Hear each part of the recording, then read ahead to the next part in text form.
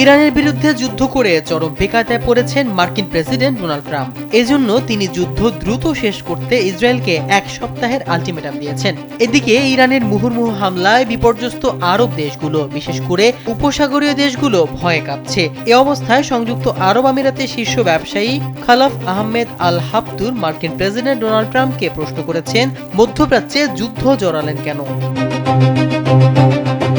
ট্রাম্পের উদ্দেশ্যে লেখা এক খোলা চিঠিতে তিনি এমন প্রশ্ন করেন। চিঠিতে তিনি ইরানের সঙ্গে চলমান যুদ্ধ নিয়ে গভীর উদ্বেগ প্রকাশ করেছেন।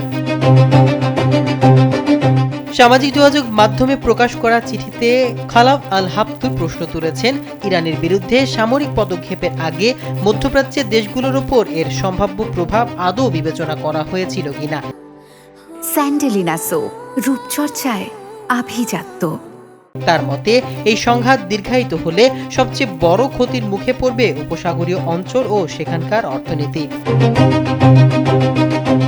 আল হাফতুর আরও বলেন, যুদ্ধের সিদ্ধান্ত প্রকৃত নেতৃত্বের পরিচয় নয়। সত্যিকারের নেতৃত্ব প্রকাশ পায় প্রজ্ঞা, সংযম, পারস্পরিক সম্মান এবং শান্তির পথে অগ্রসর হওয়ার মধ্য দিয়ে। সাধারণত উপসাগরীয় অঞ্চলের প্রভাবশালী ব্যবসায়ী বা শাসক গোষ্ঠীর ঘনিষ্ঠ ব্যক্তিরা যুক্তরাষ্ট্রের নীতির প্রকাশ্যে সমালোচনা করেন না। তাই আল হাফতুরের এই বক্তব্যকে তাৎপর্যপূর্ণ হিসেবে দেখা হচ্ছে। এদিকে হরমুজ প্রণালীতে উত্তেজনা বাড়ায় ইতিমধ্যে জ্বালানির সংকট তৈরি হয়েছে, যা বৈশ্বিক অর্থনীতিতে নতুন অস্থিরতার আশঙ্কা সৃষ্টি করেছে। বিশ্লেষকরা বলছেন, পরিস্থিতি দ্রুত শান্ত না হলে ঝুঁকি আরও বাড়তে পারে। মাহমুদুর রহমান সিয়াম, কালবেলা।